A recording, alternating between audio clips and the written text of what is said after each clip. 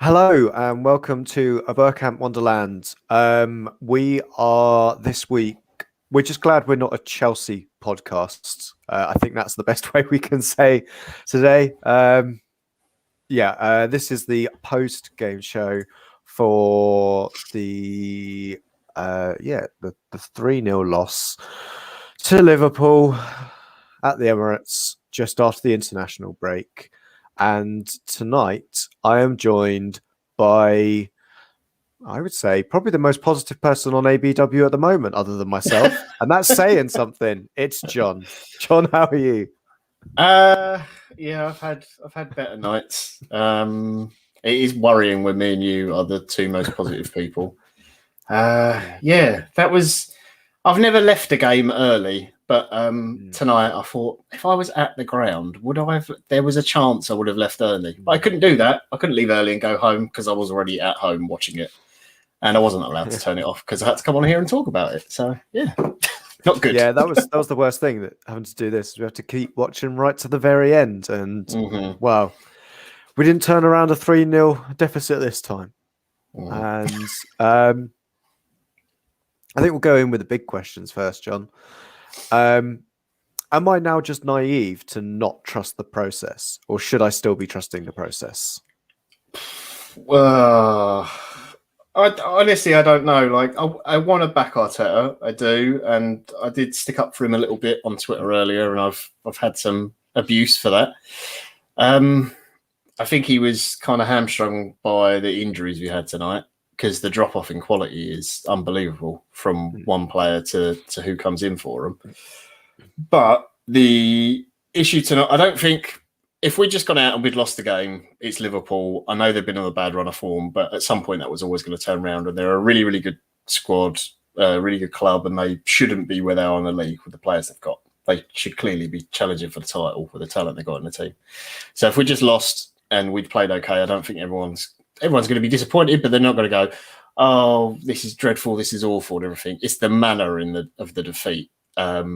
It just felt so lackluster and like no effort. And it's the first time I think I've watched an Arteta team go into a game and it didn't look like there was a clear game plan.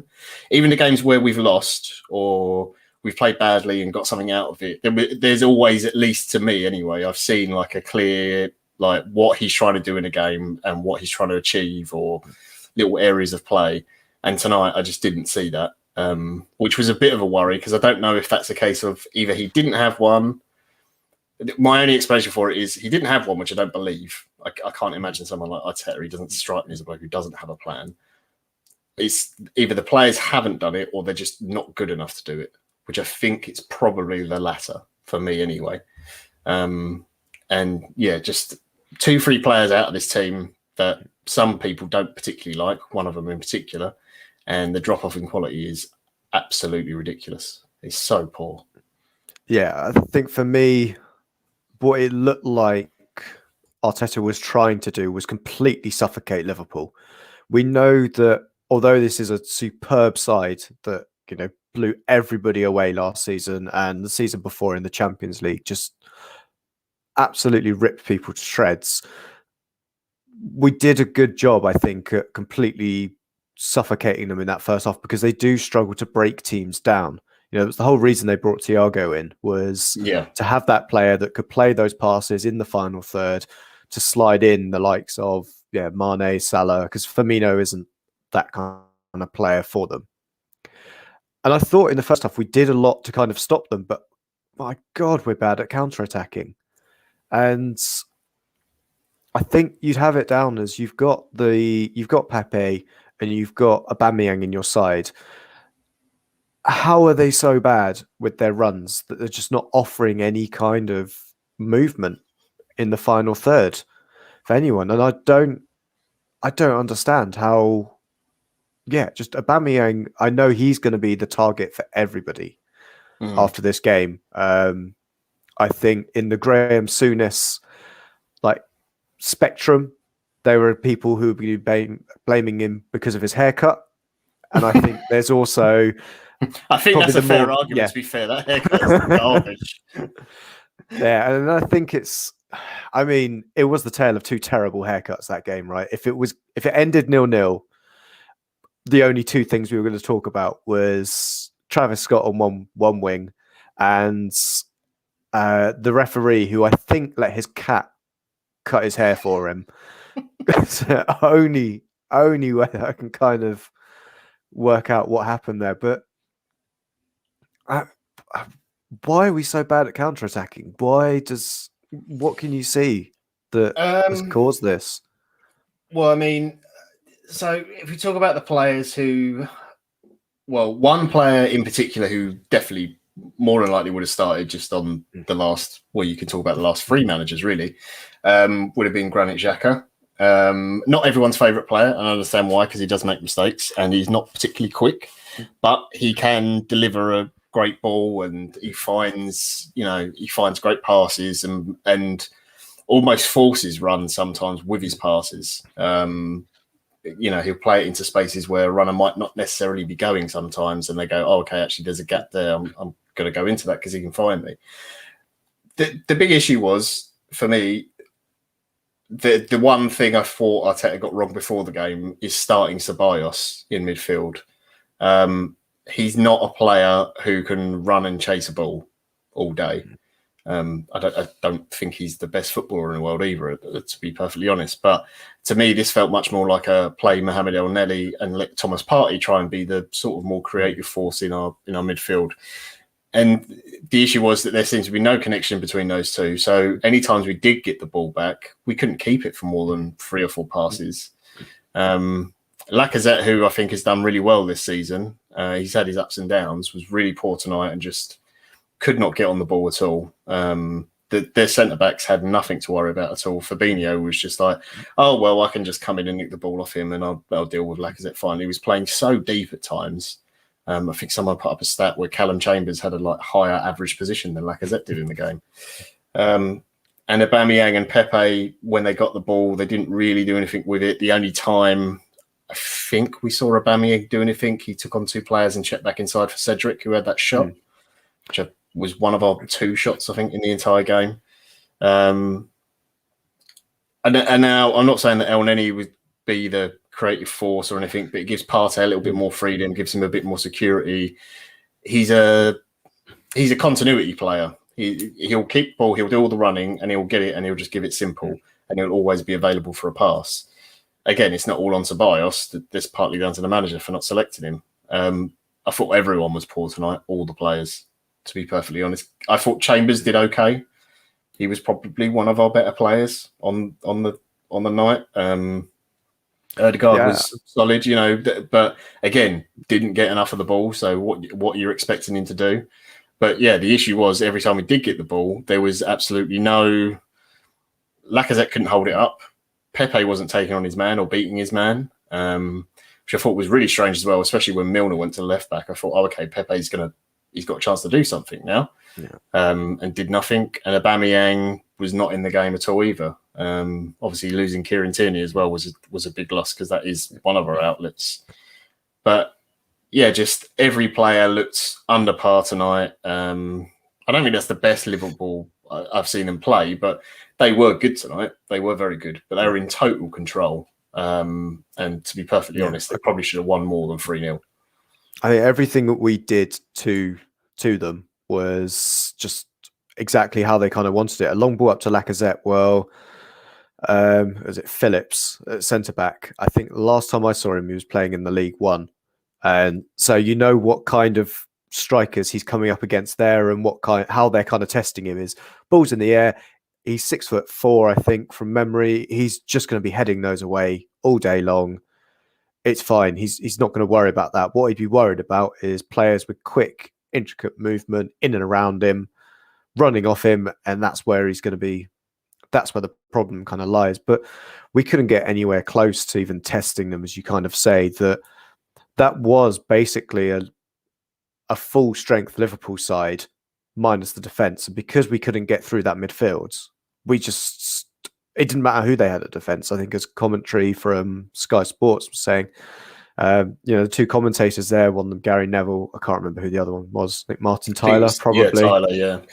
Yeah, they were saying that they could have played centre back, and it was that kind of easy. If you knew how to head a ball, and you could win 9 times out of 10 against Lacazette in the air, you were fine because we weren't doing anything else from there. You could see how the long ball worked last time against West Ham, that we were using that as a quick outlet to kind of avoid the press occasionally. But as you said, like Ceballos just looked so... Just Leno didn't seem to trust him. And I was getting to the point of what was the point of Leno going away with Germany? You know, he's third choice goalkeeper for them. Ter Stegen, Neuer are ahead of him. He's in the wrong age bracket, basically, to ever be playing for them. Unless there's some kind of freak accident where, you know, Neuer and Ter Stegen both happen to like run into each other and are out for concussion. He's not going to be starting for Germany. And right now, I think it would have been a much bigger benefit for him to stay with Arsenal over this international break. Because if you look at the players that went away versus who started today, well, Calum Chambers didn't go away with England. Holding didn't go away with England. Brazil didn't have any fixtures, so if Gabriel was going to go, he didn't go. KT was there. That's fine. He was playing for Scotland. That's kind of a given. He's our only left-back option. But Ceballos didn't go away either. And we've seen the miscommunication and the problems that Leno has had with the midfielders, especially that midfielder that comes and picks the ball up from him. You know, we saw it with Xhaka fucking it up against Burnley. We saw it with Ceballos fucking it up. It was against West Ham, wasn't it? Yeah, West Ham. And then we had the Europa League one as well. Europa League one against Benfica. We had a couple of cock-ups. And that's where you've got to say, you know what? Arteta just needs to have a word in his ear and say, we could actually do with you here right now because you need to get that in. And we struggled generally. And I wonder whether or not we look at bringing Matt Ryan in because he is very good with his feet. He tends to make the right decision every time as well. But I did think, and he said, I couldn't think of anyone that had a great game for us today. I thought it was, this might sound strange, Thomas Partey's best game for us that I've seen. I thought he was superb in the game in terms of mopping up, especially against the kind of quality that Liverpool had. I did have some questions about handing off players, runners from their Milner's shot in the first half. I think Partey never looks over his shoulder at any point to see who's behind him. And you could partly say, the guys behind him should tell him who's behind him. But there's that kind of, he should at least have one courtesy look round his shoulder and would see Milner pulling away, waiting for everything to drop because Alexandre just puts that ball onto his foot. He's got all the time in the world and he should do better. But I can't think of many times, especially in that first half, where Liverpool tore us apart because they didn't. No, I mean they got a couple of times where a player got the ball in the box like Mane did and Salah, but we managed to swarm them quick enough. I think a more, like a more confident, informed Liverpool when they were really at their peak. Mane and Salah get the ball there and they turn or roll a player and they get their shot off and score. They're obviously not there at the moment because they've been in a bad run. But those were the only 2 times where I thought, well, they looked like they were going to score. And obviously Milner and I think Arnold had a speculative effort as well, but all of those were blocked. So, I'm not sure. Like, I think what Arteta was trying to do is, like you said, smother them, try and hit them on the counter. But if you can't keep the ball and you can't string 2-3 passes together, or the people, if you're Thomas Partey or Ceballos or your Odegaard and the guys ahead of you aren't running or making those runs, you've got no option to pass to. And then you are getting closed down so much that it's just not going to work. I do think another possible miss in the team, again, another player that is very hit and miss for us is David Luiz. Just because sometimes you can't do that, progress the ball through midfield in nice, like smooth passing and stuff, even if it is at pace. Sometimes you just need a centre-back who can hit a perfect ball over the top. Because the way Liverpool were pushing onto us, if David Luiz picked the ball up on the edge of our box, and turn and sees Aubameyang in space or something, he can hit that ball over someone like Arnold or Pepe, to get behind Andy Robertson. And he can hit those passes. And I mean, Holding, I don't think he's a bad passer for a ball, but it's clearly not his strength. And Gabriel's passing today was just, wow. That was some of the worst performance I've seen from him, to be honest. I think he was lucky in the first half that he was hitting every single pass too long. And then in the second half, he was hitting every pass too short. And that's where the second goal comes from as well. Is that fact that he finally hit, he gets caught, that his passing was generally bad. And he I think he had a couple of potentially good passes, but I think it showed how much we missed Tierney once he went off, because every single Liverpool goal came down that flank. Yeah. As well. And again, I don't want to criticise Cedric too much because he's playing out of position and he hasn't, he's a right back playing at left back against Salah and Trent Alexander-Arnold and not getting any help from Aubameyang pretty much the whole game. So it doesn't matter how good you are as a left back against those two, let alone if you're playing out of position and you've got someone in front of you who doesn't help you. Should we talk about the goals then? Yeah, I suppose so.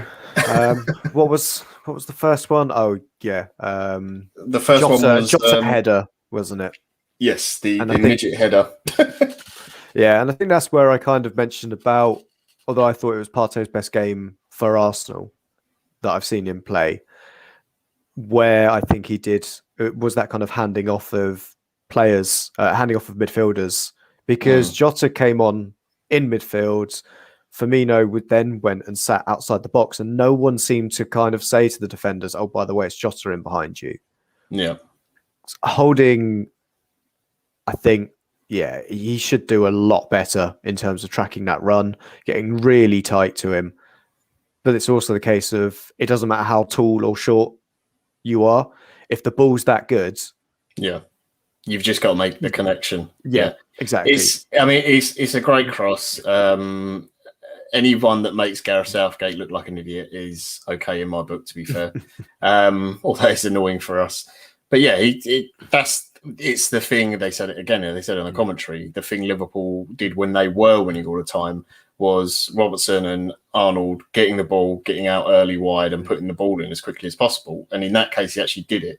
I thought Aubameyang could have closed him down better. He stood off him too long there. He didn't, and maybe it was because earlier in the game they weren't crossing it as much.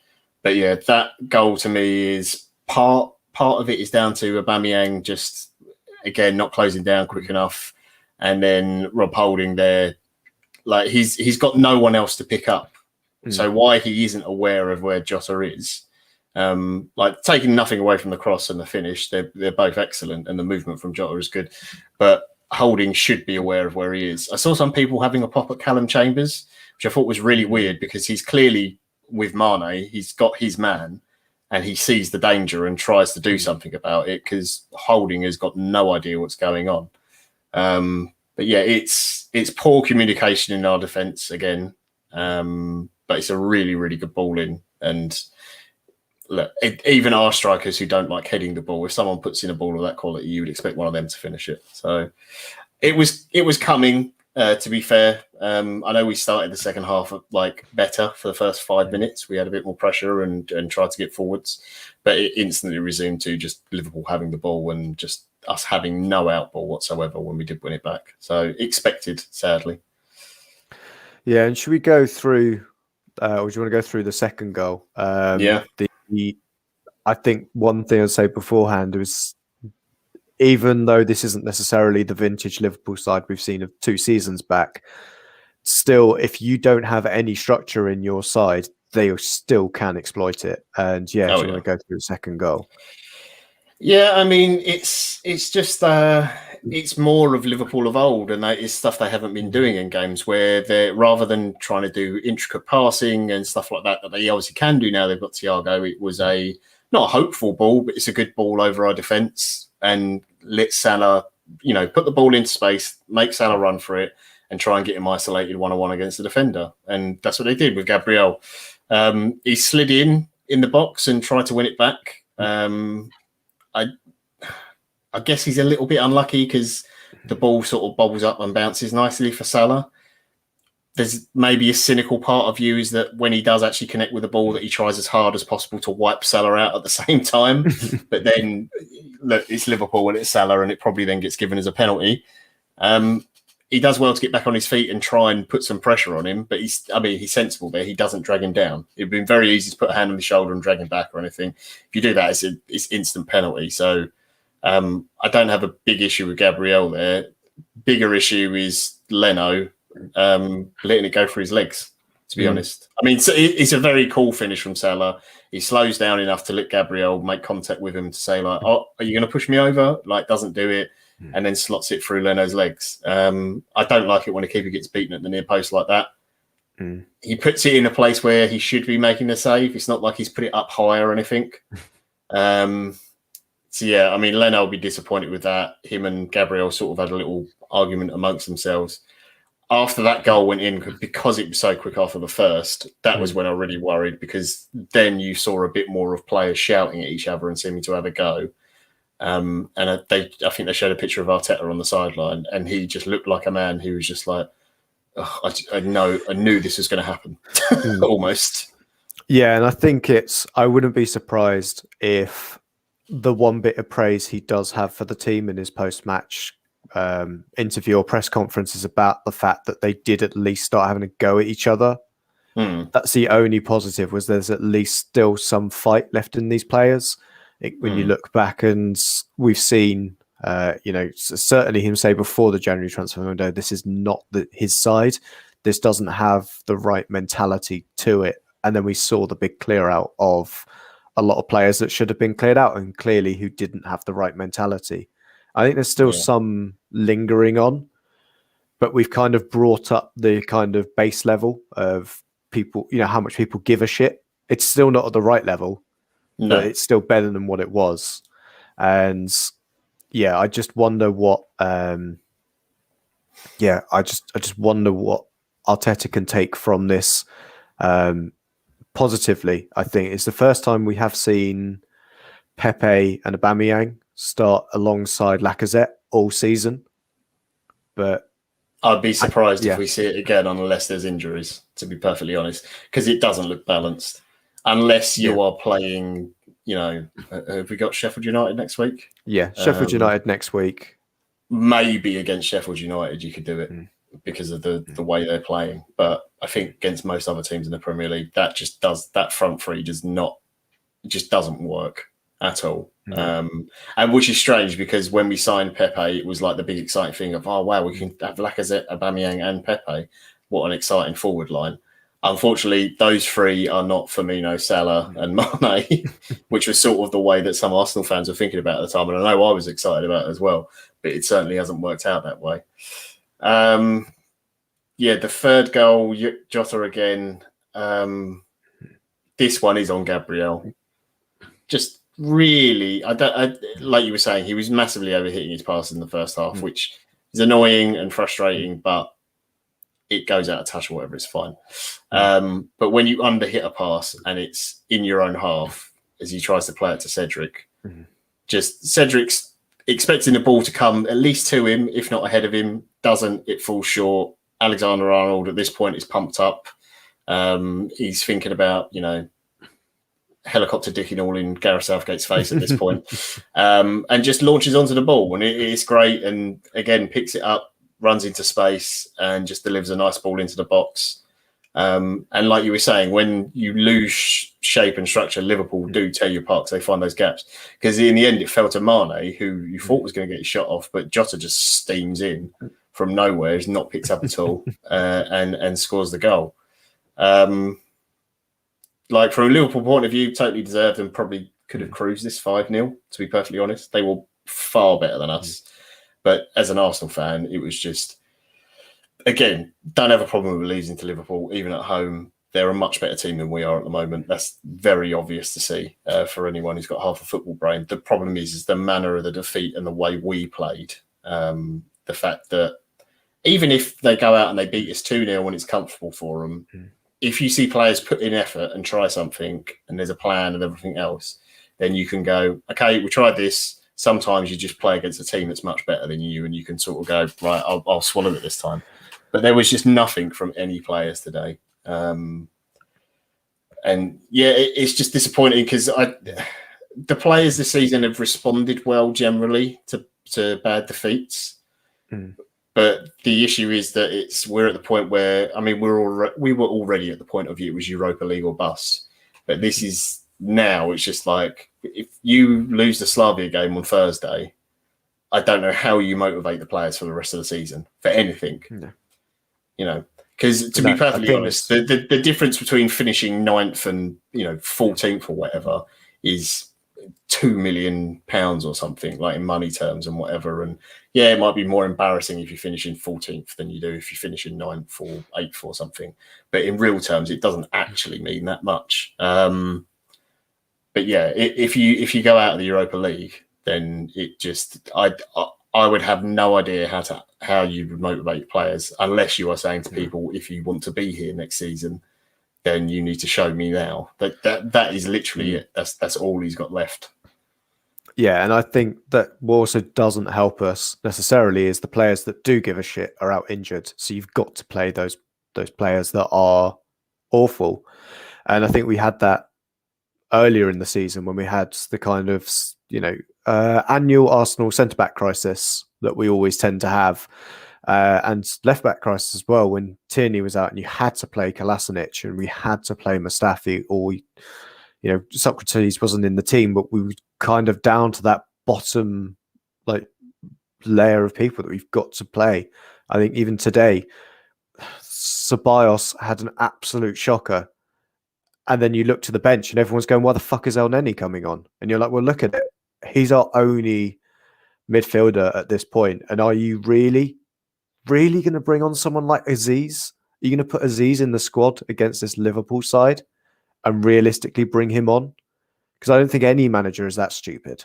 No, that is literally throwing a kid to play with men. Like, I really rate the kid and I think he's going to be a very good player in the future. But you can't do that to someone. And this is the issue. Like, I understand why people don't want Arteta at the club. Because you look at how many points he's got compared to Emery. And no one liked Emery. No one wanted to keep him. But that was pretty obvious. But Emery had more points. So, where I've said on Twitter things like, I don't think this team could do much better, regardless who the manager was, people always go, well, Emery did better. That's fair enough. Point proven. My issue is I realistically don't think this team gets any higher than 7th if every single player, like first choice player, is fit and firing every week. I still don't think he's better than 7th. And that's with everyone, doing really, really well. The moment you take Granit Xhaka out of the team, people can hate Granit Xhaka all they want. I want a better player than Granit Xhaka. I love Granit Xhaka, but I want a better centre midfielder than him, absolutely, to play with Thomas Partey. But you take him out of the team and the quality drops off. You take Saka out, even when Saka's not playing great, the quality drops off. You take out Smith Rowe, quality again drops. And 2-3 players out, and it's awful. People have said Soares is a better player than Granit Xhaka. He might be better at some things, but in terms of controlling a midfield and helping keep possession, he's not. He's not that sort of player. Elneny is a fine squad player. Don't have an issue with him, but he's not the same level of player. Our defence at the moment, unfortunately, centre-backs, they're all good at certain things, but there still doesn't seem to be like proper partnerships anywhere, like a clear understanding at least. And at fullback, we've got an amazing player in Kieran Tierney, but at right back, we've got like 3 okay right backs, and again they're all good at different things, so you can sort of pick and choose depending on the opposition, but it doesn't help consistency in any way. So as much as people want Arteta at the club, I understand their reasons for it. The moment you get rid of him, you get someone else in, you're still going to have the same problems. You're still going to have the same issues. They're not going away until the squad is redeveloped. Players are sold, new players are brought in. That's not going to change at all. There's certainly things Arteta could do differently, maybe you don't start Aubameyang tonight. Maybe you start Martinelli. Maybe you put Alba through the middle and rest Lacazette. I don't know. Those options are there, but I still don't think it necessarily changes tonight's result or necessarily the way the players played, because you don't have any midfield options at all. If you can't keep the ball, I don't know what you expect a team to do in a game of football. Yeah, and I wouldn't want to, boil down the stat of the first 50 games of the three managers. Well, I think the Arsene one is the final 50 games, the way they're kind of putting it all together. But you've got to look at what Emery did with that side. And bear in mind, you've got a firing Aubameyang at that point. That's Aubameyang that's scoring 25 goals for you in the league, week in, week out. He's registered 14 for us in the league this season so far. That includes, a hat trick against a very a couple of poor sides. Yeah, and he's. I know people don't like some people don't like stats, but if you actually look at his XG for this season is actually higher. He's been put in better positions to score goals this season under Arteta than he was under Emery. The season he had under Emery was a freak. Like, he shouldn't have scored that many goals. That was a man playing as if he was the second coming of Henry or at times. So I think some of those stats are slightly skewed for Emery. Yeah, and I wonder, it's congratulations to Emery for getting those kind of performances out of Aubameyang. But you kind of almost see, what we saw here under Arteta as well was Aubameyang was in a great run of scoring. You just needed to put him in the starting 11 and he was going to score for you. It didn't take tactical kind of genius to get there. The question is what's the reason he's not doing it now? Is it Arteta or is it Aubameyang? And I think that's where it kind of divides, because like you say, you've got to try and get the best out of your players. But if one of those players that's kind of getting you through by the skin of your teeth, we look at Alexis Sanchez when he was with us. We didn't deserve to be in the top four with most of the performances, but he was dragging us by our short and curlies into the top four. The same with Aubameyang, was dragging us up the table in the last two seasons of, the last season of Emery and the last season of Arsene. He was just dragging us up the table with his performance, and we just don't see that from him now. And I don't think too much has changed from us, because you could hardly say that, under Emery, we were playing expansive, creative football, and we weren't passive. We weren't very cautious with our play. We were a very cautious side. Emery was scared by every single opponent in the Premier League. Every single opponent. You look at it, and he always catered to them. And somehow we always found a way to get Aubameyang into the position, and he'd score for us, and we'd get through. And I just wonder, when you look at the squads that it had there as well at the time, Wenger's squad is full of the right kind of players. That you've still got an Ozil who is actually assisting at that point. You've got the Lacazette, you've got Aubameyang, you've got Aaron Ramsey as well with that movement in midfield. And then you kind of get Emery going, well, fuck these guys, but also we'll keep them to that kind of point. Don't want Ramsey here anymore, but he gets me through a lot of games with his quality. And I wonder more to the point of what would have happened if, Arteta was the man to come in and directly replace Arsene, and what would have happened there. But I don't think we can go to this. Yeah. The other thing as well is, like, I mean, if you just talk about Aubameyang, for example, it's one of two things for me with him. It's either he's just in a really poor run of form, and that does happen. Well, I guess it's not two things. That can happen, just poor run of form. He doesn't like the manager, maybe. There may be some serious animosity between him and the manager. I don't know. He was obviously pissed off about the Tottenham game, but he celebrated when Lacazette got his goal, and it was cheering about it. I mean, the other one and the one that no one wants to be true is that he signed his big contract and he doesn't care. And I don't think it's that he doesn't care, because I can't imagine someone like him, who's played for as long as he has and scored as many goals as he had, going out on the pitch and going, "Oh, I'm not going to try to go. I don't want to get a goal," because it's not what he wants to do. He obviously wants to score goals, and he likes being the main man, and and he has all these flash cars and clothes and jewelry and all that stuff. But he likes being the centre of attention because he can do those things. But you can see the difference in performances with him from when, Saka's on the pitch with him, or Smith Rowe, or Tierney's playing, and people like that, to today where he's on the left, Lacazette's not playing great, and Pepe's on the other side, and it just doesn't work. It clearly is a drop-off, and it's a worry because he's on a long-term contract. And, we do need to rejuvenate the squad. We're going to have to sell players. Realistically, we're never going to be able to sell him because of the money he's on. So because of the money he's on, you're going to have to play him almost. The only way you could not do it is if he was only like a year left on his contract, like they did with Ozil, and just went, right, we're just going to cut our losses and just pay him for a year and just until he's gone. And we can't do that with him. So that is a real headache for Arteta, and he's got to fix that. And if that means that he has to just say, right, from now on, Aubameyang's playing through the middle, and we're just going to have 3 creative guys behind him, and even if he doesn't get goals, he's just going to play every week as the striker. That's what you're going to have to do. The fact he's the captain as well is ridiculous. The worry I have got is that, and like I'm not a Dortmund fan, but lots of people will know Drew, who used to be on the podcast, is a huge Dortmund fan.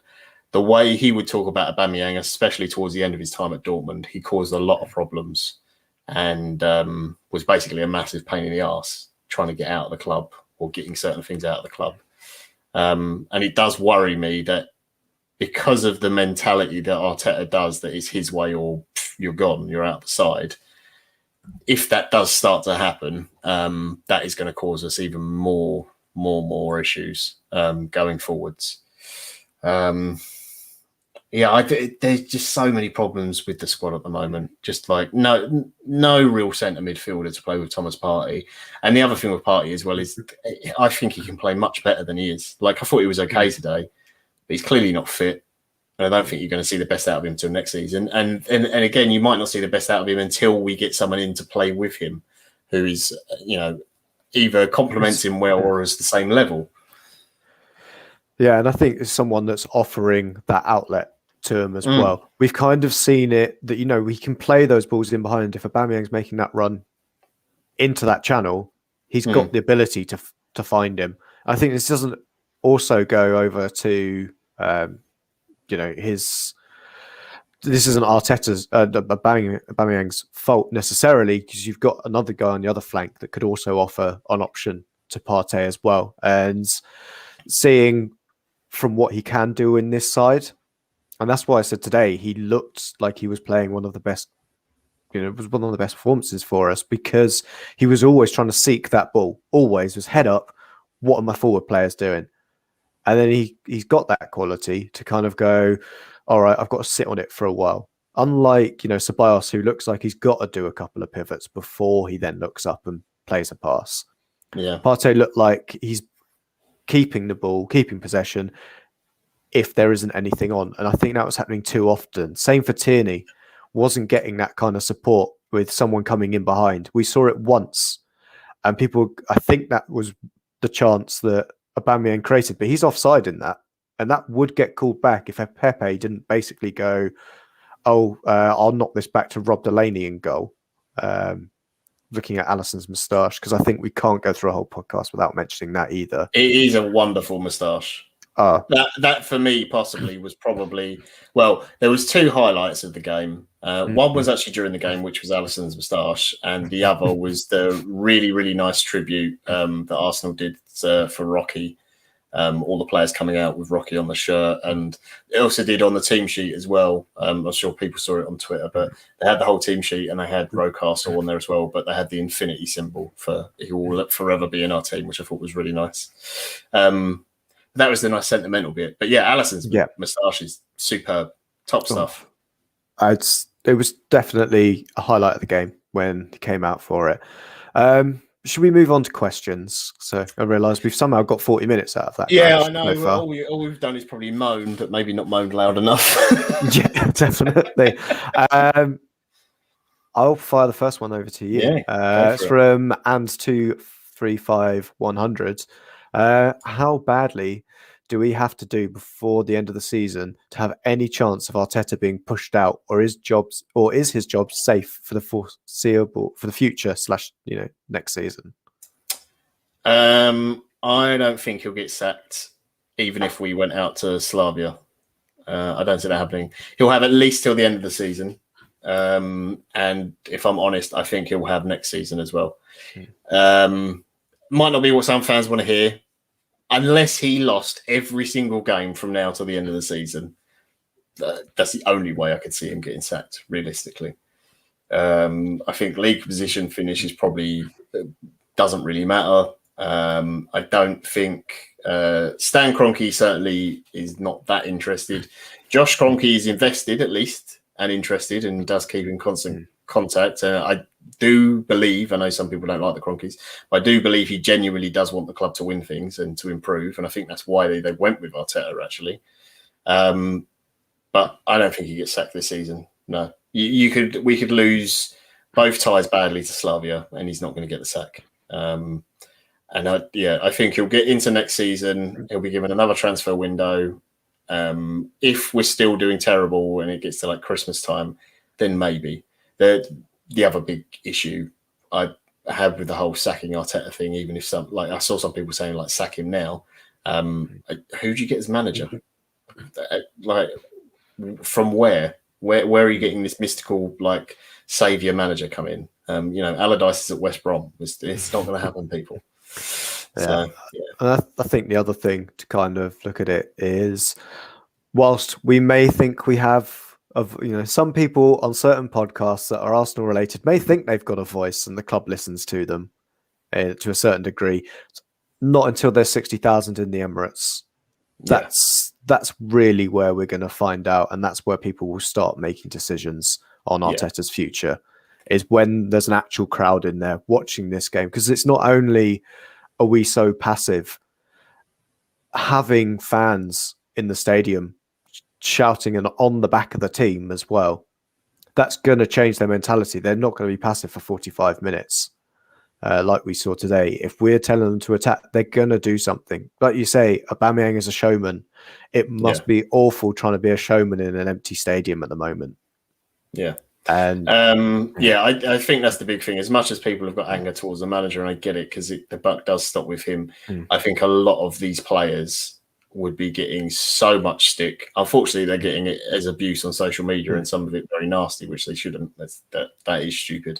But they'd be getting it in the stadium, and that would be, I think you'd certainly get more out of them with fans in the stadium. It's not an excuse, but I do think it would make a difference. Right, Julian Salmon asked, do you think the board will look to change in the summer if we don't qualify for Europe? Personally, I don't think so, but I think they should look at every option available. We kind of already answered that. I assume you're of the same mind as me, Josh. Even if we go out, Okay, we'll jump on to the next one then. Rudy Rastos asks, seeing many comments about Alba needs to be sold, but to whom? Do you think there's any possibility we could sell him? I wonder, because I think there's going to be a bit of a striker merry-go-round this summer.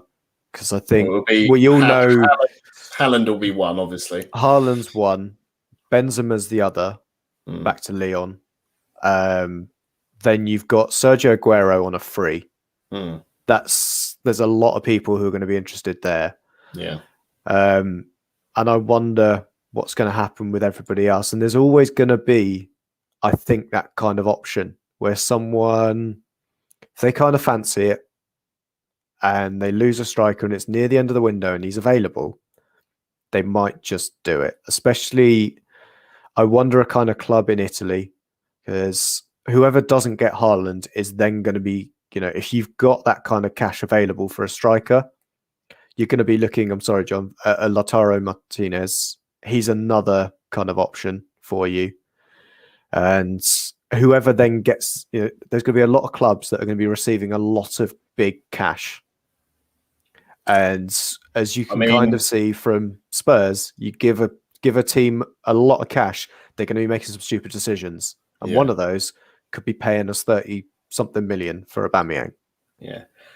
It's slim, but there is a possibility that if Haaland goes to City instead of Madrid, which looks like his two sort of most likely destinations, Madrid do need another striker, and probably the only striker besides Haaland and Mbappe that's that in form in Europe is a certain Belgian bloke at Inter Milan called Romelu Lukaku. Inter are desperate to keep Martinez, and the only way to do that is to give him more money, and you probably have to sell Lukaku. Now, Inter are also very stupid, as much as I love Inter Milan, and oh my God, we're 10 points clear at the top. It's unbelievable. It's nice to have one team that's winning. They're also very, very stupid. So they are certainly a team who are stupid enough to come in and try and make a bid for Aubameyang if someone like Lukaku left. So you never know. There's a chance. It's very slim, but I can't see it. And I think the same goes for Real Madrid as well. They're not always the most sensible. They'll either go after Salah, or they'll go after someone, big name, gives them an option to go for a continent they don't have a huge presence in at the moment as well, because it's not just about the player on the pitch. They also want them for commercial reasons, and Aubameyang's still a big name. Huge name. The people saying Barcelona and Madrid do not have funds. Madrid, all they have to do is sell one little square foot of land and rename it something after the king, and all of a sudden they have money again. And Barcelona, for all the debt they're in, I think Messi staying might take a wage cut, and they've got so many players they can sell. They've got a lot of players. Barca and Madrid will always find money regardless of how much it is. Always happens. I've heard they're not just doing lip service to Haaland's dad. That there is something behind that. They do have a bit of cash. If they need to, they'll find it. Don't worry. Don't you worry. King will suddenly just, I'm going to buy this bit of training ground off you for a ridiculous, obscene amount of money. Oh, how convenient. Question for you as well. It's an interesting one from Phil Macker. Does tonight have anything to do with the international break? Because I can't believe Arteta sees anything on the training pitch that gives him confidence. Well, I mean, the players that went away were Saka went away, Tierney, Odegaard. Did Partey go away? I can't remember. I am assuming so, because Aubameyang went away. Yeah, Aubameyang went away. So I'm assuming Partey Ghana would have had some. And Leno, and then from the rest of our squad, Pepe must have gone if every Cedric, and Cedric qualified. Cedric went. So I think the thing is, Xhaka would have gone as well, obviously, wouldn't he? Yeah. I'm not sure so much. The international break had an effect, but it had an effect in the sense that players came back with injuries or knocks. That's where it had an effect. I don't think it necessarily had effect on what you saw on the training ground. The players that would have stayed, maybe they didn't train as much because the season's been so intense, sort of in terms of how many games. They might have got a bit more of a rest. They certainly would have been training. But I think this selection was purely down to who was available, other than maybe Ceballos and Elneny. That was the only one sort of swap I would have made. I don't think it helps whenever there's an international break. Some teams seem to cope with it better. Generally, the teams that cope with it better are the clubs at the top end of the table, because they have the right mentality and they have a better quality of players that, even if they're not quite firing and all on the same wavelength because they've maybe played a slightly different style with their international team, they've got the quality to carry them over the line. I think what also... We don't have that. I think what also didn't help us isn't actually something on our side, was the fact that a England international right back who had COVID earlier in the season got 2 weeks off and got told he wasn't good enough based on current form to play for the England side. And his then manager goes out and slates him, saying he'll prove you wrong in the next game. That didn't help at all. was having a completely re-fired up, re-energized Alexander-Arnold playing against us. Thanks, Gareth. Yeah. Cheers, Gareth. You knob. We got one more question, and then actually, just before I do that, Arteta has made some comments after the game. He said to the BBC, "They were better in every department. I take the blame. It's my responsibility. They were the best team by far. They won by 3 goals, and it could have been more." I mean, it was pretty spot on, to be fair. I hope he goes in the dressing room and rips the players apart afterwards, though, because it's not all on. For me, at least, it's not all on the manager, because the players have still got to do it on the pitch. And I would say that's a nice thing to see from Arteta in a way, because he is learning earlier in the season. Earlier in his tenure, he was throwing players under the bus directly. And I think it's showing a development from his side. I know we shouldn't have a manager, and we can argue the toss, we shouldn't have a guy who's learning on the job, blah, blah, blah, blah. Fuck it. He is at least showing progression. You can at least applaud him for that. Yeah, I think that is a good thing. And I think probably before the game, he probably looked at his team and his starting 11 and went, fuck, we've got no chance. Because I know I did before the game started. He remembers. I remember him saying before the game that this was kind of a free hit after Chelsea fucked up. So but don't forfeit the game, mate. No, I mean, we did technically. We lost 3-0, right? So that is what you get if you forfeit. So we could have just skipped doing the game. We wouldn't have had to do the show. Right, go on then. We'll do one more question. Craig Barlow asks, "Are we as shit as we think? Is John right with these players in form?" Oh, sorry. He says, "John is right. With these players in form, we still wouldn't get top 4. Do you agree, Josh?" Oh, the optimist in me would say we could sneak into top 4, but by no means do I think we deserve it on merit. It's one of those kind of sneaky ones. You know, when we got in ahead of Spurs on the last day because they drew in Newcastle. Oh, yeah. It's that kind of one. Like, we didn't deserve to get into top 4 on goal difference, but we just about got through. I think it's the same again this season. You kind of look at, you're kind of saying, oh, look, West Ham were up in those positions. I think they're falling away now. Chelsea, that was completely unexpected that they'd lose against West Brom. And rather than it being like as a free hit, we should have taken advantage, really.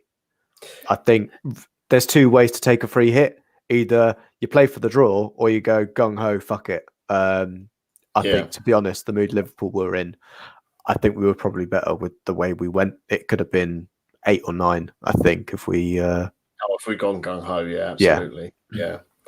But I know. I mean, again, for me, I just look at the teams above us, and I'm not talking about individual player quality or manager or whatever, but in terms of squad balance, squad balance and depth. If they put out the first 11 each week and they're playing and it's a properly balanced team, the teams that are all above us, barring probably West Ham, I would say have all got a better balance than we have. And I would even say some of the teams below us, to be fair. I think Aston Villa have got a better balance than we have. I think Wolves have, probably Southampton as well, and they're doing badly. But they're just in terms of a balanced squad. And when they pick their first 11, I do think they're, again, not individual player talent, but I think as a balanced squad, they're just better. So I think it doesn't surprise me the position we're in. I still don't think we could ever get higher than 7th with this team at the moment. I don't. You could have Arsenal, you could have peak Wenger, you could have peak Ferguson, Pep in his prime, whoever. I don't think you're getting higher than 7th with this squad. It's just not happening. They're not good enough.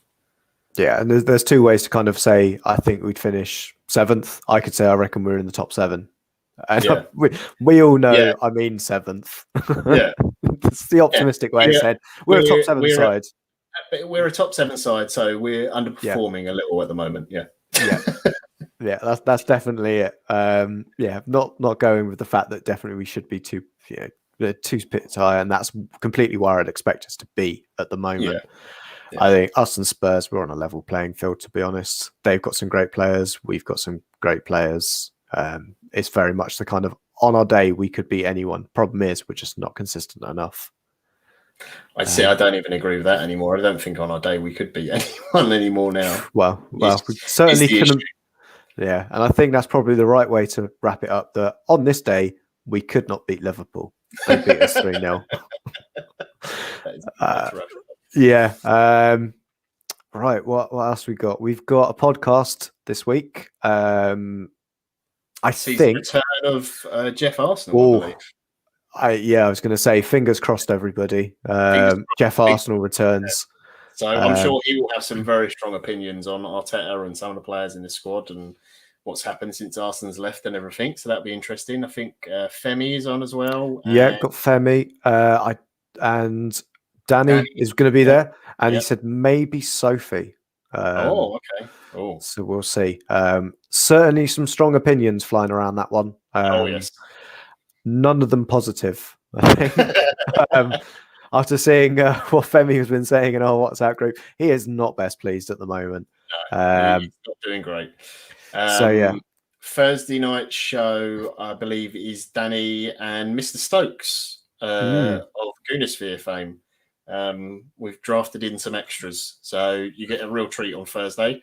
So even if we don't beat Slavia, you get to watch Dani and Stokes talk about the game. That'll be very, very good. I should be tuning into that one in my pajamas because it's so late and it's a school night, so I can't do it. The Pirate is currently running around still chasing French footballers, so he's not available as of right now. And I think that's it for upcoming shows. I don't know who's doing the Sheffield United game yet, but I'm sure we'll find out at some point. Danny's just remembered to check with people. Yeah, I'm sure we'll work that one out. But for now, we've given you at least 2 lineups, which is more lineups than we normally give at the end of the show. So, cheers, John, for coming on and talking through that wonderful game. Yeah, I mean, I'd say thank you for having me, but that was miserable. So I'm really glad that, I got to enjoy that on this long Easter weekend where you can't do anything else because you can't leave your house. It's amazing. Just got to sit in it. And all I can say to kind of round off the show is, aren't you pleased the international break is over and Arsenal is back? Turn this shit off, please, Dani.